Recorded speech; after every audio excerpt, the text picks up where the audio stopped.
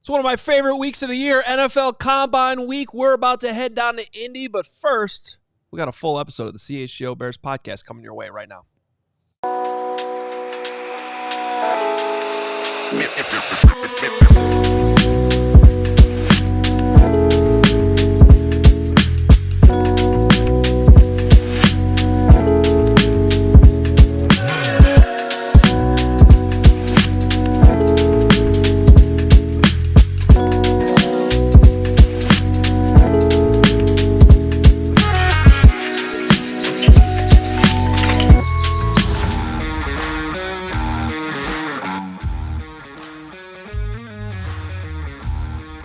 Hit the like button, hit the subscribe button. It's Combine Week. This is the CHGO Bears Podcast with my handy-dandy, trusty friends Adam Hoge, Greg Braggs Jr., Stephen Nicholas producing.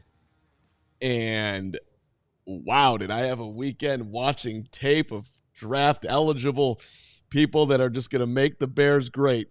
I cannot believe how much effort I'm putting in to be able to speak draft with you two fine people. It's true.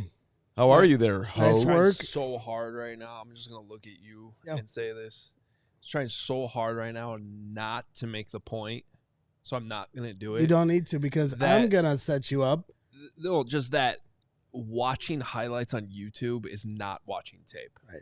Well, just be nice. But I'm not going to say it. Don't say it. Yeah, be nice. We're going to start off the week right. Yeah.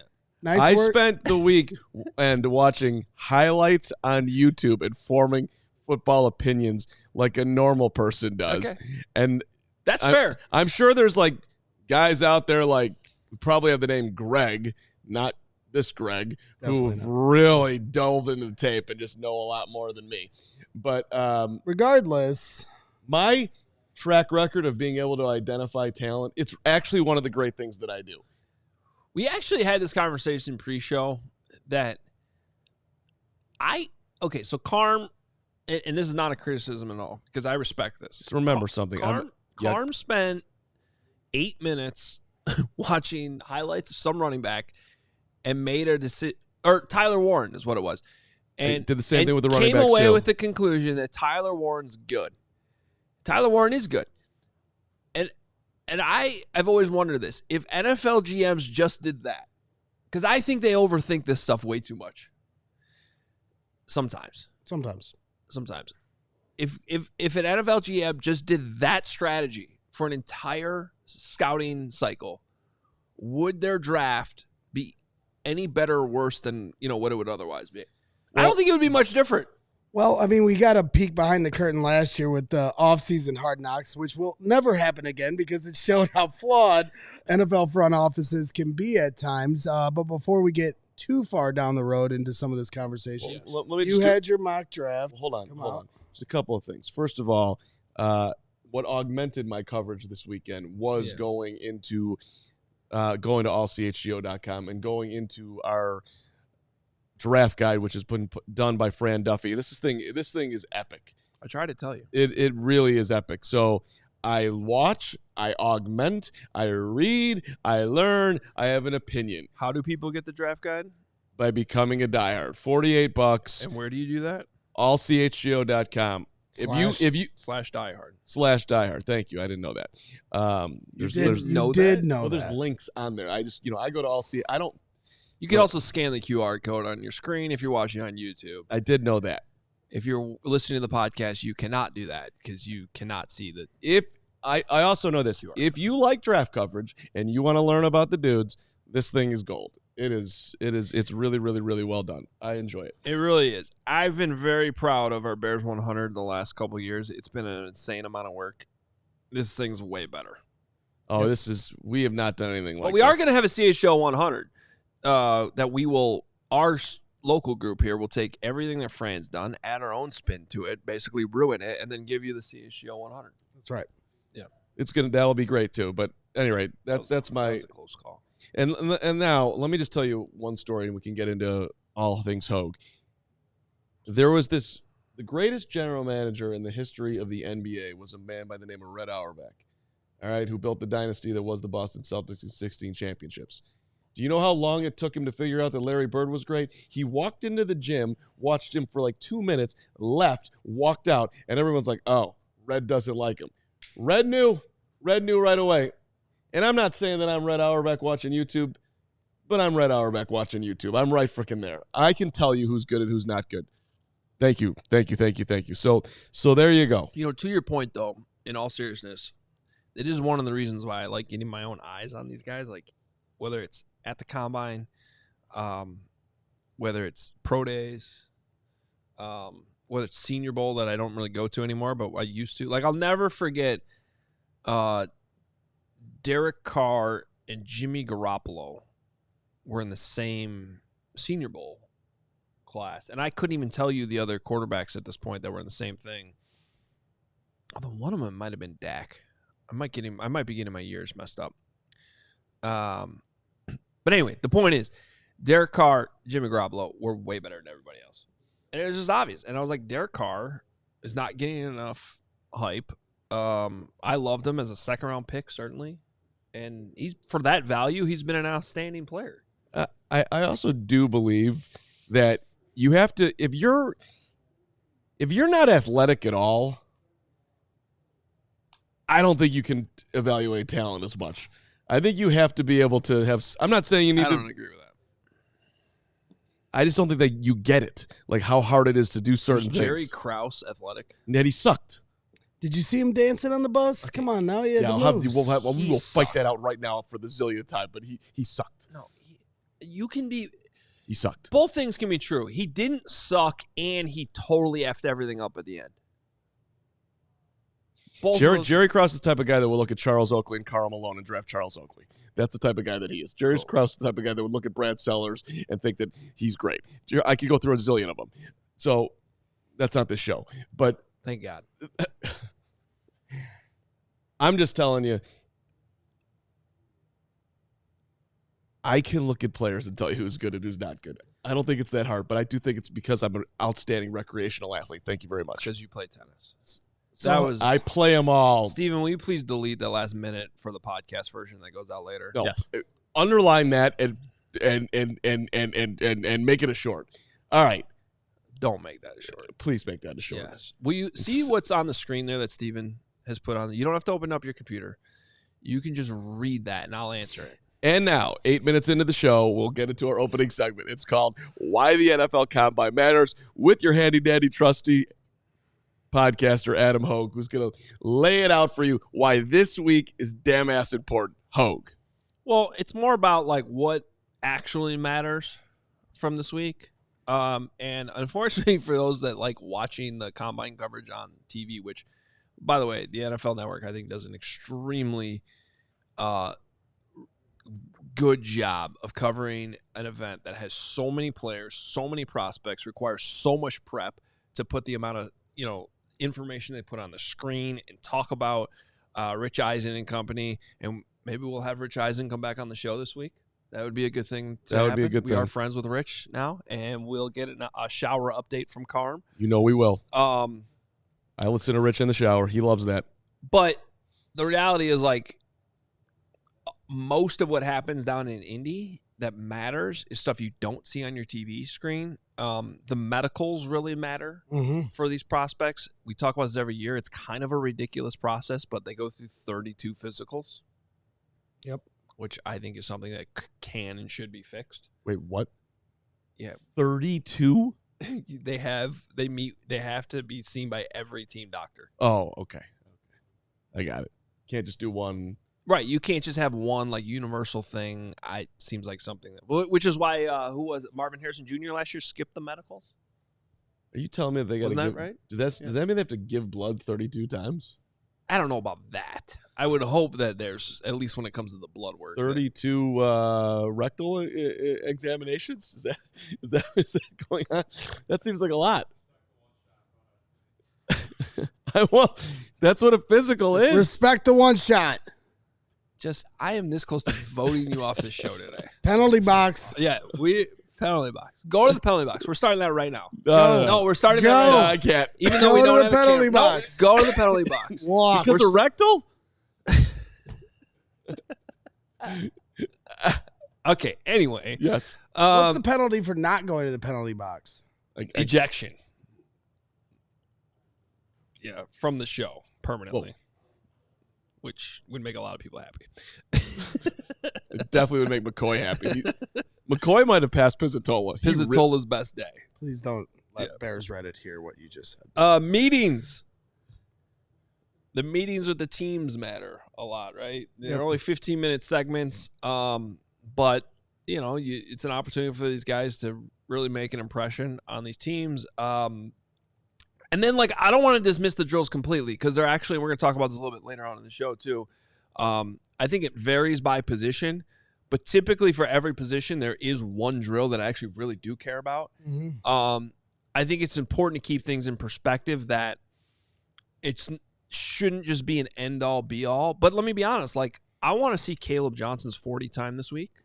I want to see what his actual, pads off, straight line speed is. It's something that goes in the scouting report that ultimately matters at least a little bit. So I don't want to overdo it with the drills, but there are certainly pieces of information there that you do see on TV that matters.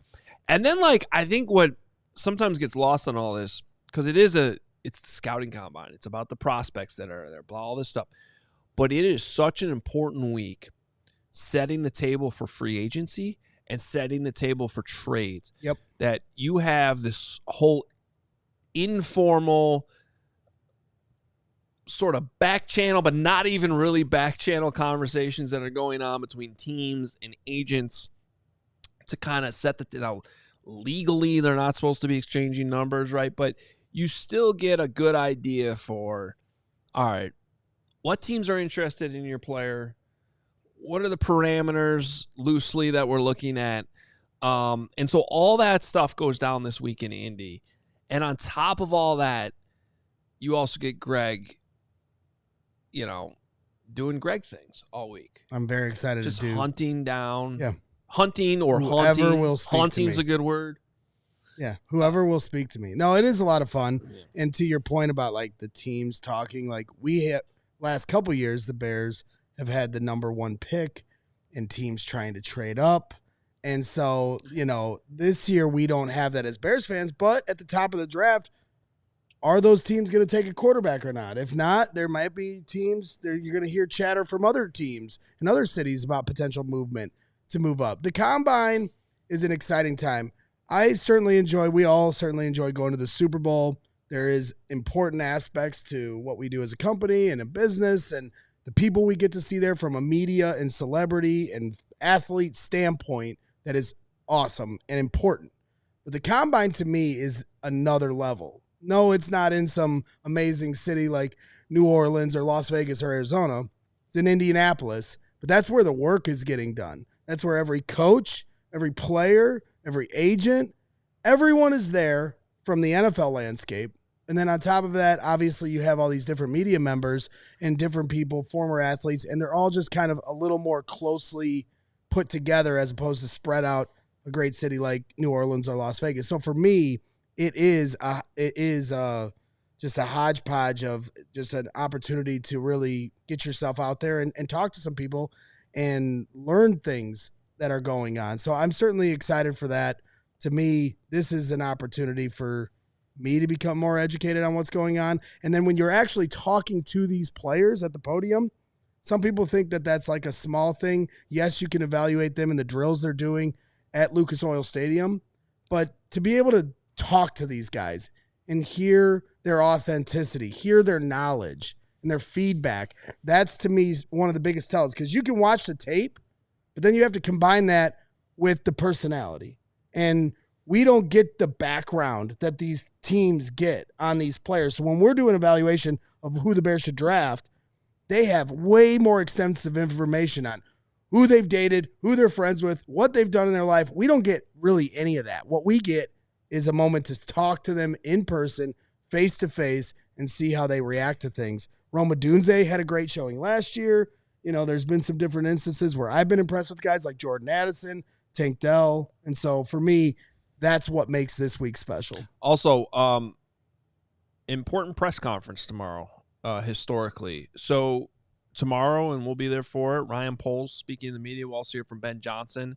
But this is kind of the start of GM season, and what I mean by that is, over the next 2.5 months, we'll hear a lot from Ryan Poles. It's when you build the team. It's when this goes from, during the regular season, it's more about the head coach and winning games and all that. Yep. But now the face of the team becomes the GM and building up the roster.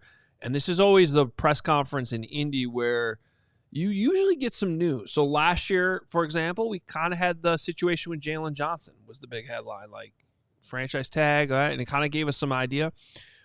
2 years ago, Ryan Poles basically stood there and put a for sale sign up on the number 1 pick in that press conference. Yep. We all knew what was coming, and then all that back channel stuff, setting the stage for that trade, ended up being done there, and then the trade was done shortly after the combine. So, well, right, and when I talked to Frank Reich and the GM at the time of the Panthers, helped me out with.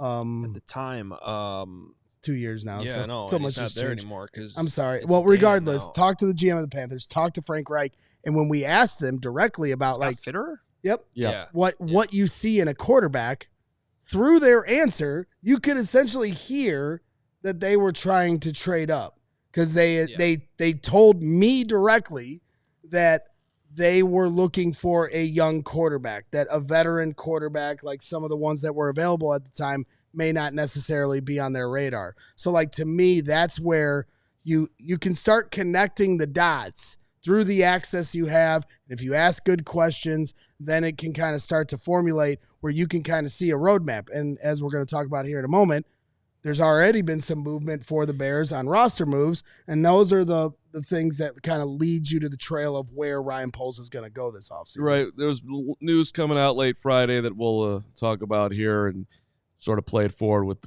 the cuts that the Bears made. But first, shout out to our friends at Circus Sportsbook. Whatever the sport, the app to bet is Circus Sports Illinois. I love our friends at Circa. Sports betting the way it should be. High betting limits, low holds, the exceptional customer service, the personal touch that Derek Stevens and crew do for you. We love them, and we use them. And I love when I make money on Circa. Spreads, props, futures, in-game. Circa Sports has it. Fun and bet like a pro from anywhere, anytime in Illinois. Download your new bookie today at circusports.com. You have to be 21 or older. Gambling problem? Call 1-800-GAMBLER. And you see my friend here, Greg, wearing his Sam Adams sweatshirt today. It's a high-quality sweatshirt. Thank you. Good thing they make triple X's. Wow. Guy Remember he barely said, squeezed in the extra large. I know. Sure. I'm struggling. So People have been noticing. I know it's really bad over So, here. This is the week. Me you and did. you. 6 a.m. walks. 2 hours. Me and you. What do you think? Calm down. Meanwhile, I Okay. lost 6 pounds on a cruise. Wasn't my choice, but it did happen. Congratulations Thank on you. getting sick and losing weight. Yeah, you're welcome.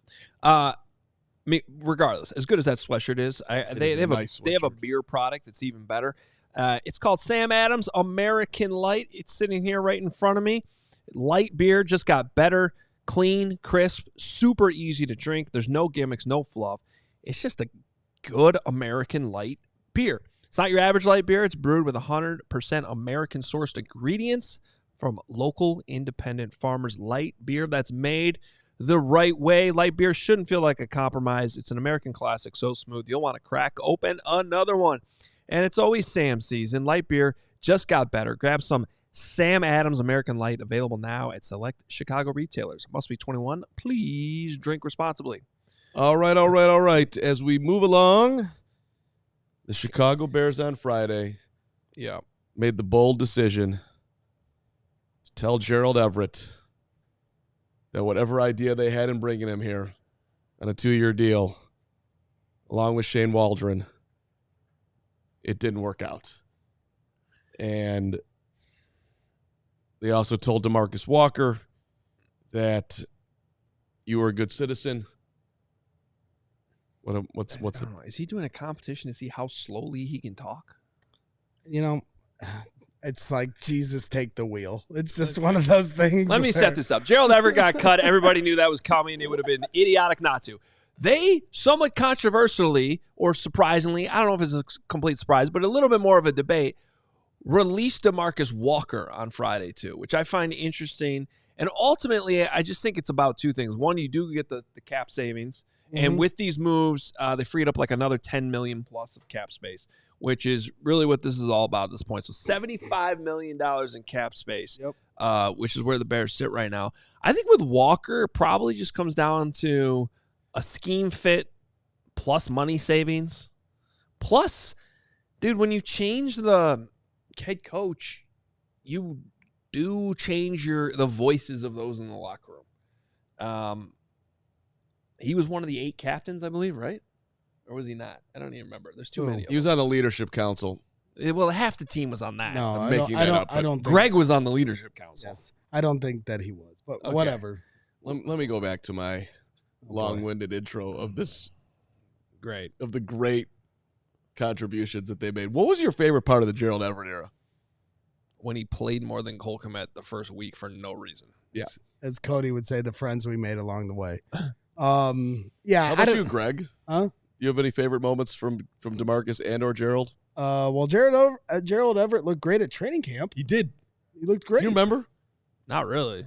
Yeah, he had like a really nice physical. He had like a really nice sideline catch. It was like a back shoulder throw. I think Steven might have been there that day. That was the day that he got in a scrum too. Yeah. And Caleb Williams got his back. Yeah. That's right. That's Yeah, right. but they also wasted all of camp playing him. He was getting more reps than Cole in camp. And then within 1 week, they changed that. Yep. I'd be sitting with Gary Ross every day at camp, and he's like, Gerald's getting way more play than Cole. And I was like, it's fine. It's Cole. They just paid him all this money, you know? And then week 1 comes around, It's not fine. and Gerald Everett severely outsnaps Cole Kmet. And everybody's like, well, wait a minute. Gary's like, I told you. I'm like, well, who would have thought that this would have happened? And then you could tell the team obviously course corrected, because then look at how the snap count went the rest of the year. So from a personnel standpoint, they just did not really have their my bearings. understanding is that even members of the front office were like, what's going on? Right. Like, how and why? Like, we're paying this guy this much money, Right. and he should play more. So, playing it forward, what do you think they're doing at tight end? Well, that's What do you think they're doing on the defensive line? But that's the point. you think When I this is talk about the breadcrumbs, they're 2 little moves, but to me it shows cutting DeMarcus Walker clearly shows to me they are ready to take a big swing at defensive end. That goes without saying. It was already going to happen without the cut of DeMarcus Walker, but I just think it further emphasizes that point that they're going all in there. So when you ask, are they going to pay big money for a DN? Are they going to draft a DN with that top 10 pick? It's definitely one or the other, because you already had a huge need opposite of Montez Sweat. By cutting DeMarcus Walker, now it's just clear as day the direction they're going there. Now, when you talk about tight end with Gerald Everett, I think it's going to go another way. I think that they're going to find someone later in this draft to fill that backup tight end spot and develop it for once. Look at all the different backup tight ends they've tried to bring in. Robert Tonyan, Gerald Everett, so many guys before. Mercedes Lewis, who else? I mean, even Trey Burton at one point came in. That fizzled out. None of those guys have ever worked. Get a tight end you can bring in to develop behind Cole Kmet. I think that's what they're going to do. I think they'll be kind of a combination of both. I think they'll go blocking tight end. I think that second tight end will be more of your blocking tight end and hopefully open things up for Cole a little bit more in the passing game, where they've kind of tried to do the opposite the last couple of years. They tried to bring in a move tight end that was not Cole. And that's just more of an offensive style thing that Ben Johnson does. But that's good, because I think you can pay that guy less money. And then also, to your point, I do think you do have to keep in mind that Cole is going into year 6. And so you probably do both at that spot. Draft a guy a little bit later on. But I also don't think that's certainly the biggest need on the team as well. But I did find the DeMarcus Walker cut interesting. I'm not terribly surprised by it, but I do think it is an indication of scheme. Let's put a bow on the DeMarcus Walker era. He started to come on the second half of last year. It was more consistent. So yeah, but here's the thing. I like completely agree. players, and I don't think they overpaid them. Maybe a slight overpay, but that's usually going to happen in free agency. I don't think there's anything wrong with the signing or even the results, but like, if you're at all acting like the Bears just lost a massive piece of the roster, like I like versatile players, but part of the reason why there was such an emphasis on kicking him inside was because he was not an outstanding pass rusher on the outside. Right. Which is more of what you were paying him to be. Well, he had 7 sacks the year before he came here, and you were hoping that you were going to get somewhere close to that level of production, and you just didn't. Now, obviously, that a big part of that was that there's just not enough pressure around him that he could be effective, so they could pay attention to him. Well, and I think the value that he had was, A, he was available, which guys on this line at times haven't been. Well, his first year he was banged up. And B, fair, and B, it can move inside and out, right? You can have him play inside a little bit, so there's some versatility there. But overall, yeah, like somebody made the joke on Twitter, so I apologize for not giving you the proper shout out, but somebody said, I never realized how good DeMarcus Walker was until I saw Bears Twitter freak out after we cut him. And it's true. Like, now all of a sudden it's like, the one aspect that I think I saw you say in Bears our Slack channel was that because they cut Gerald Everett, they lost a 4th-round pick because of that? No, because they signed him. Oh, because they signed him. Had they not signed Gerald Everett at all, they would have received a 4th-round compensatory pick that they would have in this year's draft. Right. So in that regard, where you're like, okay, these are 2 good cuts because you save $11 million in cap space to load up for whatever you're about to do here in a few weeks. Now, again, to your point, they could have had a 4th-round pick and that salary cap had they had the foresight to say, we're not signing Gerald Everett. But that was a Shane Waldron guy. And I think Ryan Poles, especially when you look at some of the signings they made in free agency, a lot of them appear to be guys that are needs for the coaches. Like you know what I mean? Like direct needs for the coaches.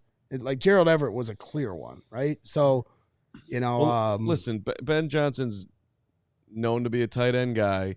So to your scenario, that the tight end rich draft, that Ben and Ryan get together on somebody that they like, that he develops, that'd be a huge win if that's how this plays out. Yeah. Which is, in my watching YouTube this weekend, I'm going through, basically the first round, and I fall on. So I said, well, they're not going to draft Tyler Warren in the first round because they would never do that because they have too many, because they don't have the luxury to do it because they have too many other needs. You want to see rioting in the streets? Well, but yeah, exactly. They're not going to do it. They can't do it. I think they're going to Kelvin Banks makes a ton of sense to me, and that name's been, obviously out there a ton. But watching him, like if you put a dynamic tight end who can catch the football alongside Cole in this offense, it could make an enormous difference. So maybe they could hit on one later. That's not really what the Ben Johnson offense needs. What do you think it needs? Cole should be good enough for the pass catching. They want the other guy to be a blocker, and then you're really trying to go to your actual speed weapons. Your Amon-Ra, St. Brown. You don't think Cole could fill the blocking role alongside somebody who? Carman, that's literally what they've tried to do the last 2 years, and it hasn't worked. They said, we're going to make you more of the Y, and then we're going to go sign Robert Tonyan to catch the passes. And then he couldn't move anymore. And then they tried it again with Gerald Everett, and it didn't work. But if you had a stud, and that's not. But what I'm telling you don't think Cole can do it. You're living in a hypothetical world that doesn't exist. Ben Johnson, if you look at what they had, T.J. Hawkinson. They traded him to Minnesota, and then they drafted Sam Laporta to replace him. And then the second tight end has always been more of the blocking guy. And there's no reason to me that Cole Kmet can't fill at least to like a Kyle Rudolph level, which has always been my comp for him in this offense. I think it's perfect for him like that. They don't need to go out. Brock Bowers is great. It's an unbelievable luxury to have. You can have a Brock Bowers or a Tyler Warren coming out this year. And by the way, Tyler Warren's not Brock Bowers, but they already have that guy here. You don't need to try to go down the Robert Tonyan, Gerald Everett world again. So let me ask you this then. Will you predict on February the 24th at 12:30 p.m. we could pull the tape at the end of the season that Cole Kmet's numbers this year, assuming he stays healthy, will be the best year that he's ever had in the NFL? Would you make that prediction? I not having his career numbers in front of me right now. 793 some odd yards off the top of my head. I would say they'll be easily better than last year. I don't know about the best year. Well, and it's like, yeah, I mean, like some people in the chat are like ready to write off Cole. Well, Cole can't do this. Cole can't do what Sam Laporta does and all this stuff. Like going into last year, Cole had started to significantly improve his route running and his speed. It's the best he's ever looked. 719. Right. And in his words, it's the best he's ever felt. Right. So, like, give him that opportunity this year. To your point, don't try to make him the blocking tight end. Bring in that blocking tight. Did you see Kevin Fishbane's tweet about this before we take a break? I don't follow Kevin on Twitter. If you did, sometimes I love Kevin. They're not just fish facts. He does bring some pretty good stats to the table. He says Bears number 2 and number 3 tight end receiving yards since Cole Kmet became the number 1. In 2021, Jimmy Graham with 167 yards. Couple guys behind him with 62 yards, and Jesper Horsted with 21 yards. Now everybody thought Horsted was going to be great. 2022, Ryan Griffin with 26 yards as the backup. Wesco with also 26 yards as the third tight end. In 2023, Robert Tonyan with 112 yards. He looked great at camp too, by the way. Mercedes Lewis with 29 yards as the number 3 tight end. In 2024, Gerald Everett, 36 yards, and Mercedes Lewis with a whopping 2 yards, and I think he had 6 false starts. And so here's the thing. I don't actually have a problem with that. That could play out again this year. The problem is that in many of those years, you've been paying somebody to do more than that. So I guess that's my point. Like, I don't care if the number 2 tight end doesn't have a ton of yards this coming season. Thank you to Gary who put in his career number. So 719. I don't know if it gets 719. I would like to see the 7 touchdowns for Cole. I think the overall point I'm trying to get at is Cole can be what Cole has been. And the whole point of the offense will be that DJ Moore has 1,400 yards again. And Roma Dunze has 1,000. And overall, here's the thing that we don't understand in Chicago because it just doesn't really happen a whole lot. They score a lot of points. They score touchdowns. Mm-hmm. As a team, they put the ball in the end zone, and they win football games because they have more points than the other team. And, sure. And so for reference to Gary's 719 yards and 7 touchdowns for Cole's career best, Sam Laporta last year with Detroit, can you guess? 722. 726 yards and 7 touchdowns in 16 games. And he was having kind of a quiet year compared to the year before, at least from a fantasy perspective. And Otto, yes, I follow Kevin Fishbane on Twitter. The year before he had 889 yards and 10 touchdowns. Otto, he wasn't joking. He doesn't follow Fishbane. Also, I don't need to follow him on Twitter because he texts me 17 times every day. Why can't I get a text from Fishbane? Dang, he doesn't like you. It's kind of messed up. All right. He's probably watching right now. Yeah, if he was, we probably would have had a comment, so we're missing him. Hey, Adam Hoge's mock draft 1.0 is out. It is? That's what it says here. So no, it is. I think it came out at 10 a.m. this morning. morning. We're gonna talk about that coming back. But first, some days winding down feels impossible. I feel like that is going to be today. That's why I'm going to need our friends at Cornbread Hemp THC. These are the best gummies. And by the way, as I try to keep things healthy here, and I do have to upgrade my health right now, I have been looking for a healthier way to enjoy my happy hour. Not you, buddy. You're perfect. Thank you. And these THC, you're no problem. And these THC gummies from Cornbread Hemp, they are perfect for that. I ate 3 gummies after the Purdue game yesterday. Yeah. Are you tired of hangovers? Are you looking for an alternative to alcohol? Cornbread Hemp makes THC gummies that help you enjoy the fun without guilt or regrets. That's what we're looking for. They're USDA organic THC gummies. These are the good things. No synthetics, 100% legal, ships directly to your door. Get yourself involved. If you're looking for a healthier way to enjoy a carefree moment, you got to give Cornbread Hemp a try. Right now is a special offer, by the way, for you, the CHGO listeners. 30% off your first order. Just visit cornbreadhemp.com/CHGO. Cornbreadhemp.com/CHGO. Use that code CHGO at checkout. and 30% off your first order. Cheers to a healthier, happy hour. Did either of you guys go to the auto show? Unfortunately, I didn't get to make a trip this year. That's okay, because I got good news for you. Because the auto show deals that you think you may have missed, they're still going on all month long at Ray Chevrolet in Fox Lake. That means the latest vehicles you've been looking for are now priced with huge auto show savings, like $11,000 off MSRP on new Chevy models. Ray's a good dude. Ray is a good dude. Ray's the best. Huge Bears fan. Who did he say he wants the Bears to sign the other day? Anybody good. Yeah. Check out their selection of over 125 vehicles priced under $20,000. And with one of Chicagoland's largest Chevy inventories, you are sure to find the perfect vehicle for you. And because they're one of the top-selling dealers in the Midwest, they're able to keep their prices competitive, so you know you're going to get a great deal. Plus, they have the raised price promise, which means any price we're telling you right here on the show or you might see online, it's not like they're going to switch that up on you when you come into the dealership. It is their raised price promise. The price you see, the price we tell you, is the price you pay when you walk in the doors at Ray Chevrolet in Fox Lake. So go see for yourself. Visit our partner this February at their convenient location. Is right off of Route 12 in Fox Lake. You cannot miss it when you drive through there. And you don't want to miss out on their auto show sales event going on all month long. Again, $11,000 off MSRP today by shopping Ray Chevrolet in Fox Lake or at raychevrolet.com. They've been serving the community since 1963. Together, let's drive down to Indianapolis. Shout out Ray and shout out Hoge, who's been working really hard behind the scenes. Not as hard as Greg. We actually are carpooling today. Steven is ditching us, by the way. I don't know if you heard the news. Is that right? Yeah. He's driving himself? So Greg went from I'm not doing the show Monday because I live in Indiana to somehow here and stealing Steven away from us.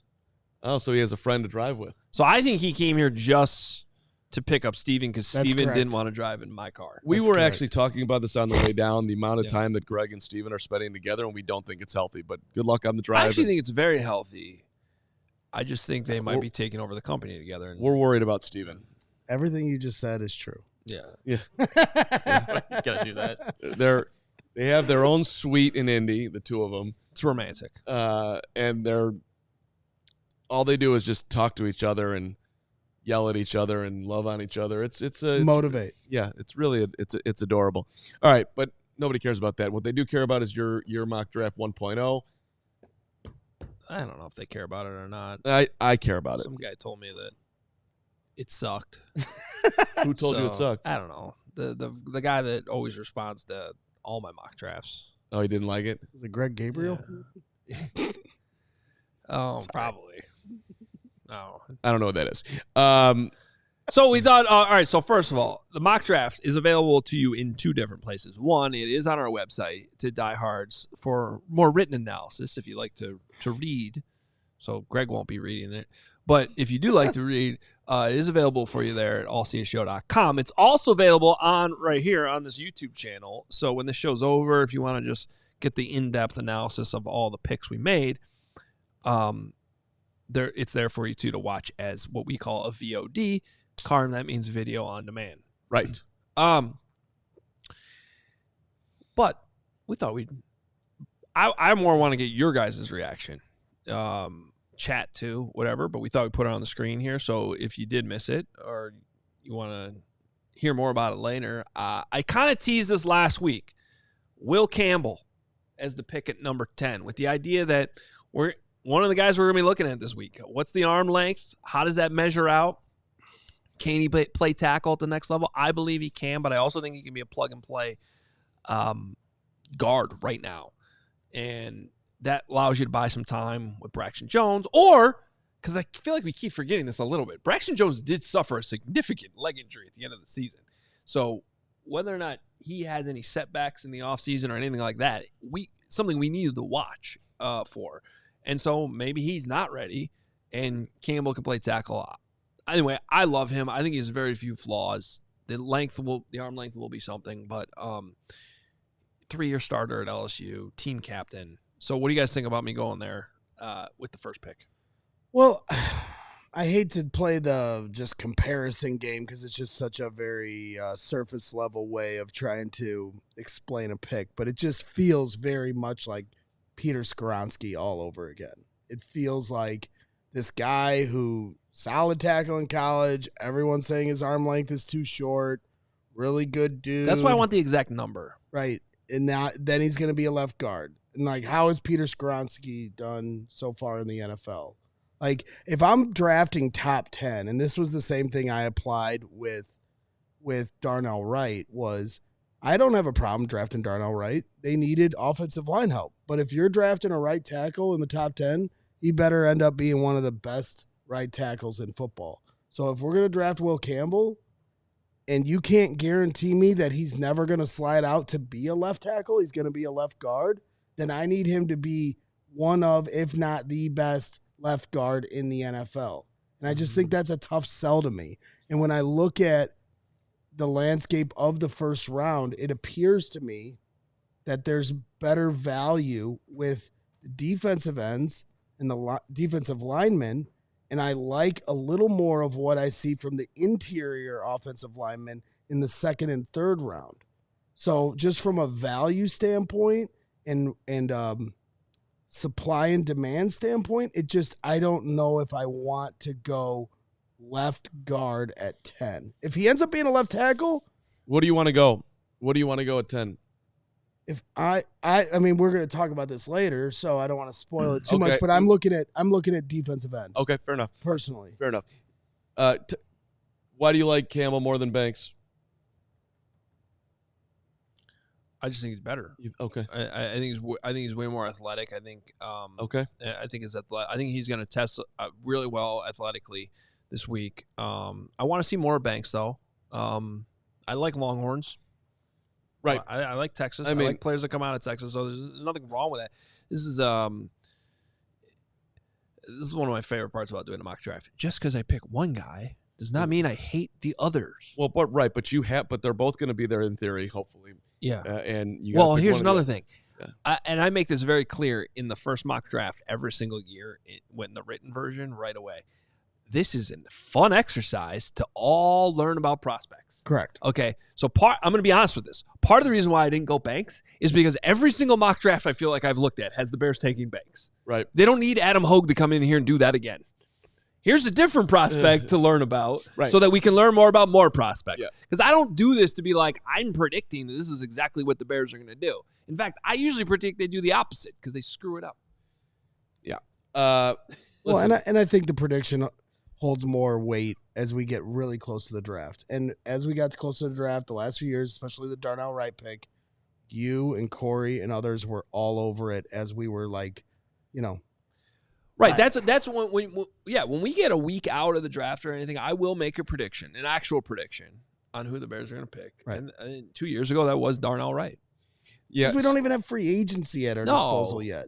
Right, because if the Bears go out and sign 3 free agents on the offensive line, right, or they make some huge signing at defensive end, then they're probably not going to use a first-round pick on a DN too. I mean, so I spent my weekend, did I mention, I don't know, I was watching YouTube and reading about prospects, and I go back and forth as like everybody else doing. Defensive line, offensive line, who do you feel most comfortable that is plug and play, going to be a stud at 10? And I gotta be honest, I have not found that guy. Like where I'm like, because everybody's got some little bit of a, I don't like this, I don't like that. The arm length, all these things. Well, it's the same thing with Banks, by the way. So most people think he's going to be better at a guard than at a tackle, which I think is fine for the Bears because it's an insurance. If he can do it, if Braxton isn't there, then you have a left tackle. But if Braxton's fine, then he plays guard. That makes sense. This is where Hoge talked about in the first segment of our show, where teams do this too. So you're not the only one. People start to overthink it. And what's some of the advice you hear from evaluators in front offices? The good ones will say, well, tell me let's talk about what they do well. Because sometimes you hyper focus on what they don't do well, and a good coach is going to take a player that does something well and use that. Yeah. Everybody's going to have a flaw here or there. So, and by the way, I think this is what I mean by, at the end of the day, like I try to focus on who I think are just good, solid football players, where you're not busting out on guys like that just don't work at all. So I've seen this. Like, okay, so you're comp of Skoronski. I don't know where this narrative started that Skoronski's not a good player. I was genuinely asking how he's doing because I haven't been keeping up on that. Is he living up to being a first-round pick through 2 years? Maybe not. PFF has him ranked as the number 12 guard in pass blocking last year.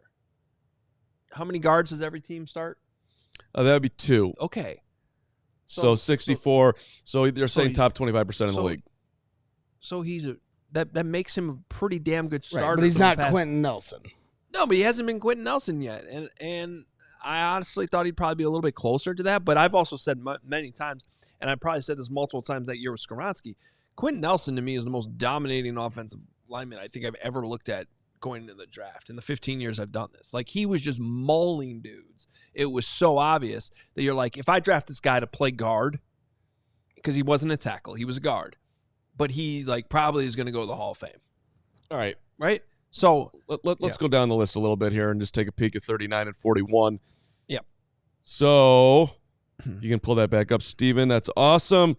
You've got an edge. Yeah, Landon Jackson from Arkansas. I think he fits a lot of the style we're talking about with Dennis Allen as a big defensive end with a huge motor.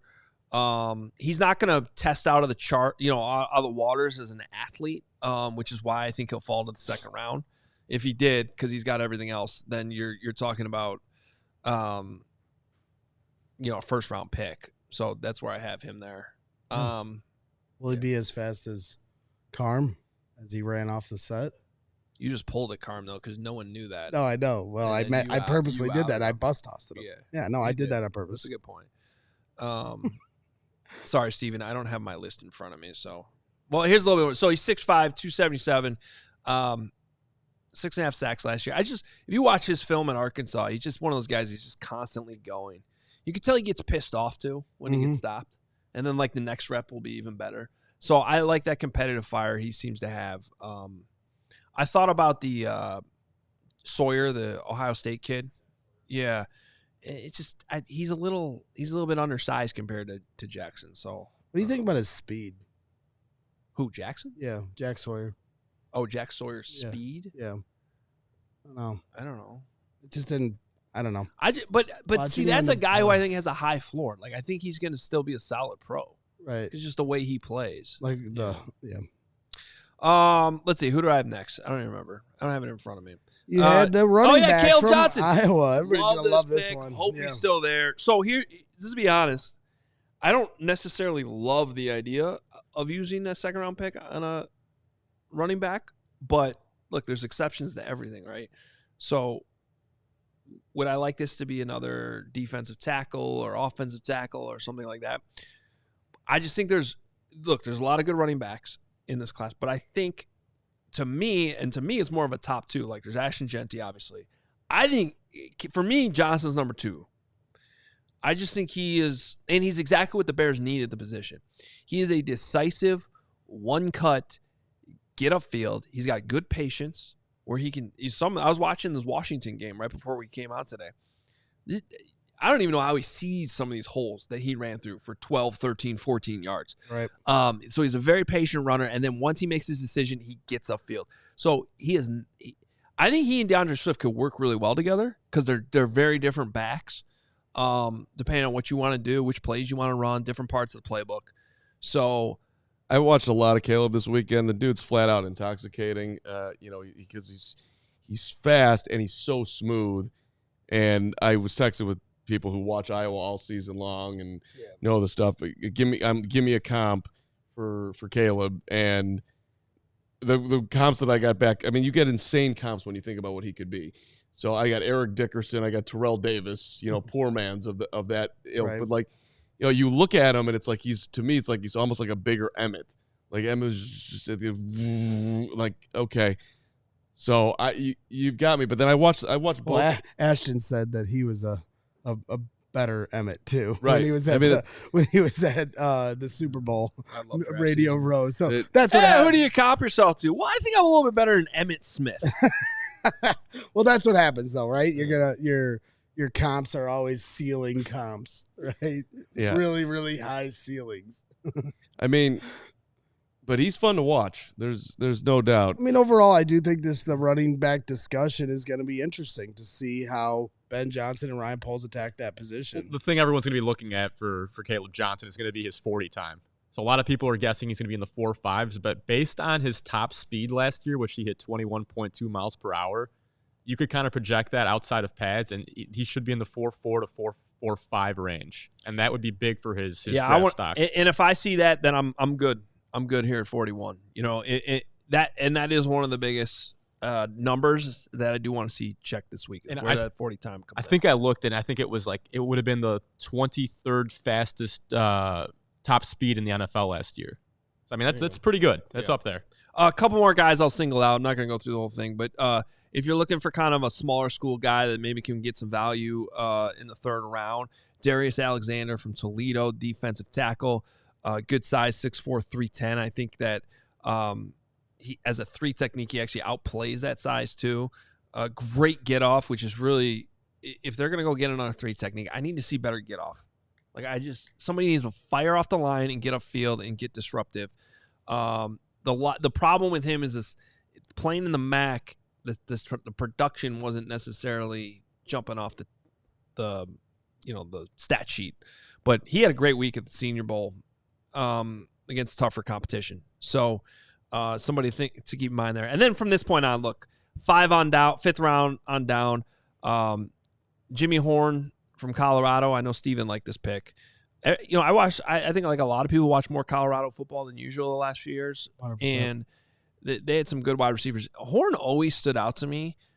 Little undersized, not the greatest route runner, which is why we're talking about 5th round here.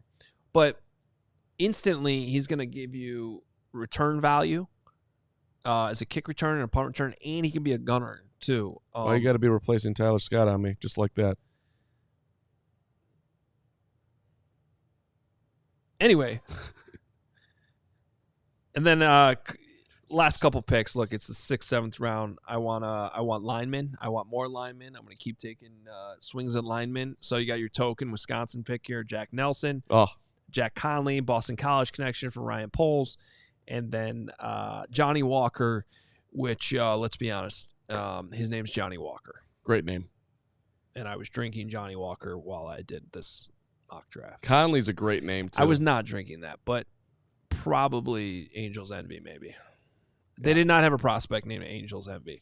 If they did, I'd probably draft him in the 1st round. You want to give a grade on this one, Greggy? How do you think he did? I thought it was terrible. No, I'm kidding. I'm kidding. It was fine. I don't think there needs to be a grade on it because there doesn't need to be an overreaction to it. As Adam Hoge said, it is an exercise in getting to understand the players. Any mock draft taking place right now that you try to put as predictions as to what's going to happen is putting the cart before the horse. We still have free agency. We still have the combine. So we haven't even gotten these numbers on these guys yet. Which brings me to another thing. Like, there's also some like a subtle movement like within the media too of people shitting on mock drafts. Like the whole idea of them. It's like, it's not that serious, guys. No. It's an exercise. It's an opportunity to learn. Like, when I see Daniel Jeremiah came out with his mock draft, I'm not like, oh my God, who are the Bears going to pick? Right. It's like, oh, what does he think about these prospects? Like, right. Like where they could, like how good they are. Like, right. I'm thinking more like that. Like if I threatened Field Yates at the Super Bowl about mocking Roma Dunze to number 9, like it's tongue in cheek. I'm only slightly threatening. I need to talk to Field this week, by the way, because I'd like to threaten some people at the combine to get Mason Graham to fall to 10. That'd be good. And if I could do that, I will. So Field was, according to his Instagram, was at Disney World all last week with his family. And he seems like he had a way better time than I did. My one day at Epcot. So I need to pick his brain on how the hell he did that. Field's just probably because he's happy. Well, it's the happiest place on earth. Which you do need to be a happier Hoge. You've been a little cantankerous lately. You're a cantanky Hoge lately. We need happy Hoge. Just you telling him that is pissing him off. This is gonna be a long week. I mean, think about the next 3 hours of your life. We're gonna get in the car together. This is amazing, by the way. Emma's coming down with us. She's going to be. Oh, Emma's in the car? You got the CD. Why'd you say it like that? Well, I figured she'd be riding with these two because She might be. Well, I thought we were going to have a team carpool with social media support, creating lots of content on I-65. So as we and go, now flip a everybody's coin. bailing on us. We'll flip a coin for Emma. Trust me, I would love to be in that car by myself. Outstanding Jeep Oh, no, I only got Cherokee. room for two. My Jeep Grand Cherokee L from Ray, CDJR. Put on a nice podcast. well, let's be honest. Braggs' car is disgusting, and if Emma has any sense, she'll be gladly hanging out. I cleaned my car this morning. I got the SUV. It's part of why I was Oh, you 40 minutes upgraded. late picking up Carman. Yeah, Hoge was horrible this morning. Guy said he was on top of his game last night, getting all organized. I'll be there at 9:15. Showed up at 9:55. Guy says he's going to be there at 9:30. Then after 9:30, forgot my coat. I did. I drove halfway to his house without my coat, which Not a great start. so I had to drive back. But I did. Amazingly, though, we were only 5 minutes late for the meeting. That apparently a different meeting was going on that we weren't invited to. So I was off the hook. Yeah, no, it was a great. I thought it was a great start to the day, actually. All right, listen, we're gonna be down in Indy all week, finding out the answers that people need. Yeah. What's up? Well, let's get to the thing we're supposed to do on the A block. Mm-hmm. What we're watching for at the NFL. We didn't do that. Not. Oh yeah, that And- part of it. Yeah, something else happened in the The first back 10 end of the minutes, yeah. it was And it was Someone spent 8 minutes. to Not get only the that, show. because I could tell you're trying to leave. You are contractually obligated. I to know, do a minimum I know. of 6 more minutes. I know the clock there. End of A do block you? guy. Do you? Yeah, I do. Do I ya? do. I do. Do I ya? do. All right, what we're looking for most to wrap up the show. Hopefully, Greg won't tell us for another 4 minutes in another long-winded thing about why Please, he's happy to I go would to the like you combine. to talk very slowly as you set up this segment. Yeah. All right, Greg, what are you looking forward to at the combine this week? For me, I am most looking forward to talking to defensive end James Pierce. All right. James Pierce out of Tennessee. If I had to pick right now, that would be my pick at 10. I like the idea of bringing in a guy with those kind of intangibles. Now, the biggest reason why I'm most looking forward to taking a look at James Pierce this week is not only how he tests and what he does and his measurements and all that stuff, but getting to talk to him, because as things go this time of year, you start hearing a lot of things that are out there. And I'm not going to indulge in those things on this show, but word starts traveling around about how a guy is behind the scenes and what his work ethic is. For me, I think I tend to be a good judge on character. And, so I am looking forward to talking to James Pierce in person and seeing, what kind of cloth he's cut from. Because there's been a few guys the last few years, I mentioned them earlier, that immediately jumped off the page to me. Zach Frazier last year was as intelligent a person as I've spoken to at a draft. You could tell right away that he was not only talented, but understood what he was doing at the line of scrimmage, understood what being a professional means. Same with Jordan Addison. Same with Tank Dell. Same with Roma Dunze. So for me, I combine with the evaluations that I see and the opinions I get from other people, but then also when I get to get a feel for a person. When did you explain when you fell in love with him and why? James Pierce? Mm-hmm. Well, I haven't fallen in love with him. I want to talk to him to see if I fall in love with him. What you see on tape, you can clearly fall in love with. The guy has all the intangibles. He's explosive. He's strong. He's getting to the quarterback. This is a guy that I think the Bears are highly considering at 10 potentially, depending on how free agency shakes out. There's a lot of variables that still have to be at play, but that's who I'm looking at. I'm going to be really interested to talk to him at the combine. You look at his game log, by the way. One of his better games was against Bama this year when he had a sack and a half in a tight 1-touchdown win. Sack and a half. What did you turn into me? Sack and a half. Sack and a half, Bama. 7.5 on the season. All right. There's a reason why I said that, but it was So I'll just say inside this. joke that have to do with Zach Saban. I will say this just because it comes from somebody that, obviously we reference a lot here on this show, but Dane Brugler obviously does a great job with the Beast. and from The Athletic. Do we get to give ours or no? No, but I just Okay. will say this. When talking about him in a podcast earlier this week, We're still talking about Pierce. yes, sir. Okay. He says, what makes him tick? So that's what I want to find out. All right. I like it, man. Let's go. You are the man to find that out, I think.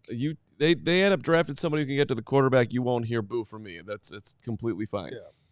I'm going to go a little bit off the board here, but it's a specific drill because I teased early on in the show that I would give you, and we'll talk a little about it throughout the week too, the drills that matter. So when it comes to wide receivers and tight ends specifically, I love the gauntlet drill. So the gauntlet drill is when they basically run from one sideline to the other sideline. And they start flat-footed, catch pass here, flip over to the other side, catch pass here, and then they run straight down a yard line. One of the 45, 50, 40, 40-yard lines that you have the line all the way down.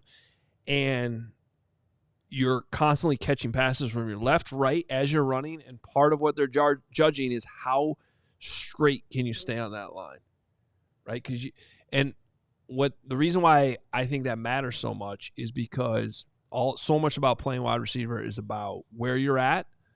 You have to run routes instinctively, knowing where you're at on the football field.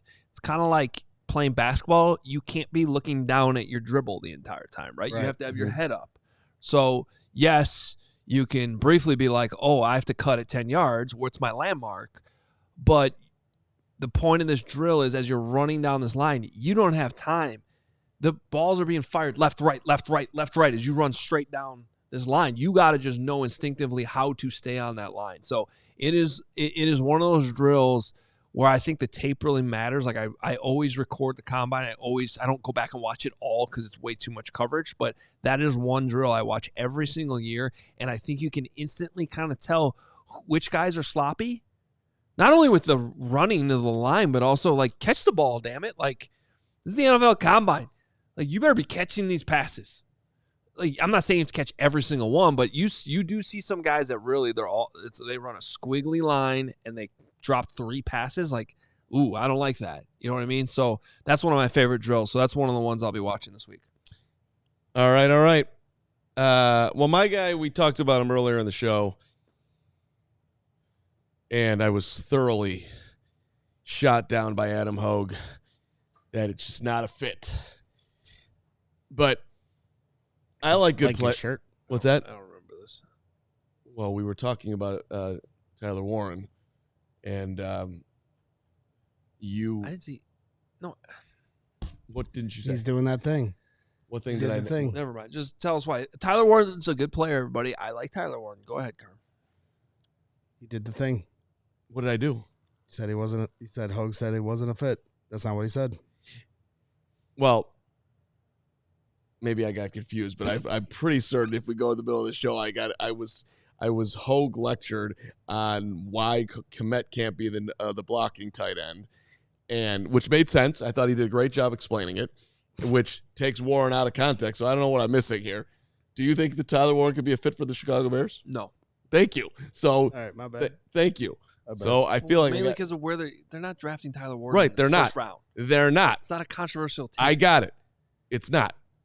But Now here's 5 minutes on Tyler Warren. no, it's not. Is that what's about to happen? No, it isn't. But it is. This is the guy he watched on YouTube this morning, Greg. Let him talk about it. Listen, This is way they're better than my Hoagie piercing. Hut. There used to be a Hoagie Hut right next to Jonquil Park in Hoagie Hut in Highwood was unbelievable. It's a great place. Absolute straight death trap, but it was most delicious stuff I've ever eaten. Blake goes in 6 minutes. 8 pounds of mayonnaise on like deep fried steak. It was unbelievable. Carm, I'm leaving with or without you for Indianapolis in 3 minutes. My dream. I have a dream. Shout out to the greatest man ever, MLK. I have a dream that the Chicago Bears will. I have a dream that the Chicago Bears will somehow. I'm just gonna try to be an entertaining guy, despite the conglomeration of people around me. Let me tell you this. I have a dream. I have a dream that someday the Chicago Bears will have a roster where they'll actually be able to draft the best player available because they're not looking for 4 offensive linemen or 2 defensive linemen or 16 something else, or they're going to they've got to, draft a punter in the 4th round, which doesn't actually fit to my point.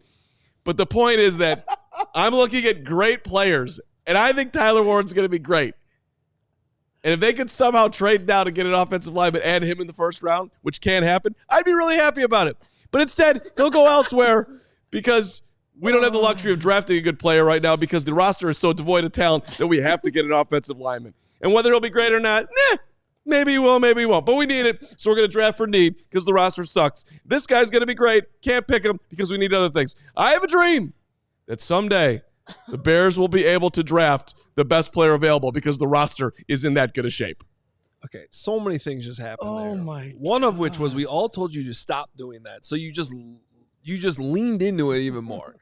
2, great comments here. If we could scroll up just a little bit. I think Dr. Truth, I love the way he put this. Carm is a disaster toast candidate at any wedding. That's a great way to think about it. I have a dream. Bo Chanton comes in here and says the clock would have run out on your pick, Carm. I'll just remind you. Marco says, I have a dream that Steven will mute Carm more often in 2025. I'll just remind you. Listen, you guys can hate on this guy all you want, be annoyed all you want. I have to spend the next 3.5 hours in a car with him.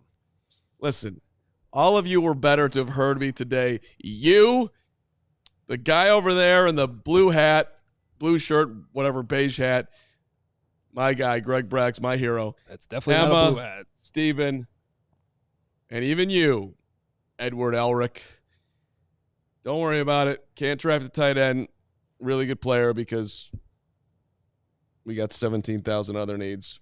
But I'm glad that hopefully they'll address what they do need because someday we'll win.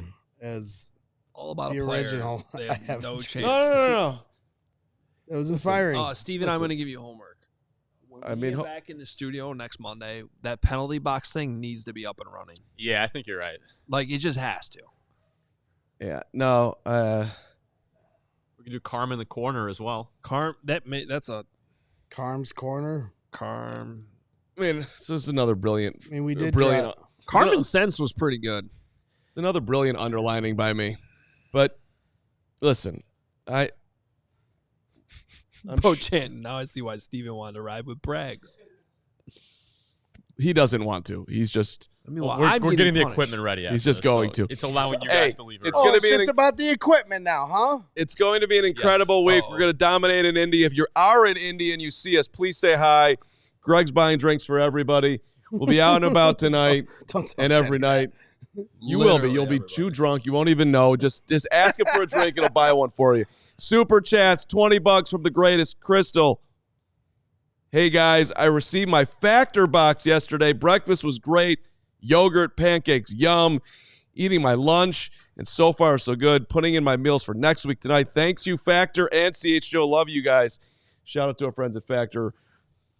Hoge loves Factor. I got love Factor. I got a new Factor box coming next. I had to time it out, so it's coming Sunday. Good stuff. Because I'm out of town this week. That's right. I actually need to get on the train Real quick because though, what's the? So does Braggs.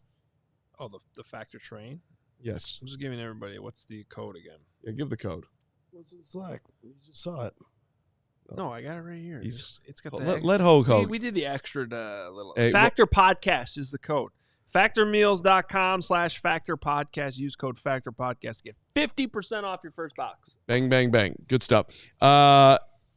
Gabe Gardner, $5. CHGO, just want to say the Carm's nickname should be Cramps. Thank Great you. use of $5. I love that. It is that time of month for me. Craig Leach, $20. Braggs needs a ref shirt for Carm in the corner, a whistle too. I'm sure I'd do a better job than the refs at Assembly Hall yesterday. Didn't you used to root for Indiana basketball and then you became a Purdue fan? I'm not rooting for anything but for this show to end. And right now it will. Thank you for watching. No, it's not ending because you're wearing a shirt you're supposed to plug and you haven't done it. Oh, really? Why do you think we made you wear that shirt?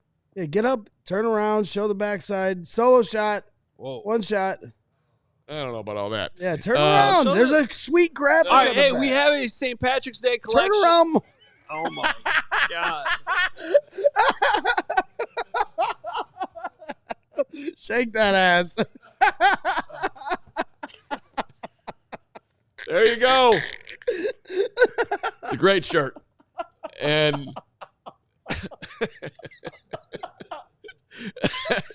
okay. What happened to my career? Go to store.allcitynetwork.com and get yourself set up for St. Patty's Day. And you can show off your shirt just like I did to all your favorite people, It's for which is St. all of you. And it's for St. Patty's Day. That's the I point. love you. We have 3 new designs, right? With our St. Patty's Day selection. Okay. Well, I don't think we did this for. I Oh, think it's the best promo we've ever done. Store.allcitynetwork.com. Get your St. Patty's Day gear. It's coming up. It's Chicago. It's March. It's going to be an incredible St. Patty's Day when you have this gear on. And again, oh my God. yeah. All right. I had a great time today Kenny. for at least 6 minutes of this program. I blame myself because ultimately you got to blame you. Remember that. Don't look outward. Look inward or look in the mirror. One of the two. What are you talking about? Life lessons, Hoge. Great. You'll be getting it for the next 2.5 hours on the way down to Indy, which will, again, say hi if you're down there. If you're not, watch the shows. We'll be killing it. And Greg's going to, and I will argue with every single 19-year-old about Jordan versus LeBron this week, or at least 6 of them. Along with, I'll ask him, do you want to be a Bear? It's going to be a great week. Now we can say goodbye. Unless you have any other thoughts, Greg. No, I'm not going to drag this out any longer. Thank you for your finish of this That was show. a great extra 12 We'll minutes see today. you tomorrow. Ryan Poles talking. Ben Johnson special showtime tomorrow. We're going to be at 1 p.m. Central because we have to cover everything we got to cover down there. And so it's a 1 p.m. Central time and super serious show. Only serious things because the GM and the head coach are talking. That's right. No Serious ass, show tomorrow. no ass shaking at the combine. Yeah, no, we'll be on point tomorrow, fully. The entire 98 minutes that we're on. See you then. Have a great rest of your day. Thank you for watching the CHGO Bears Podcast. We appreciate you. We all silly like the mayor.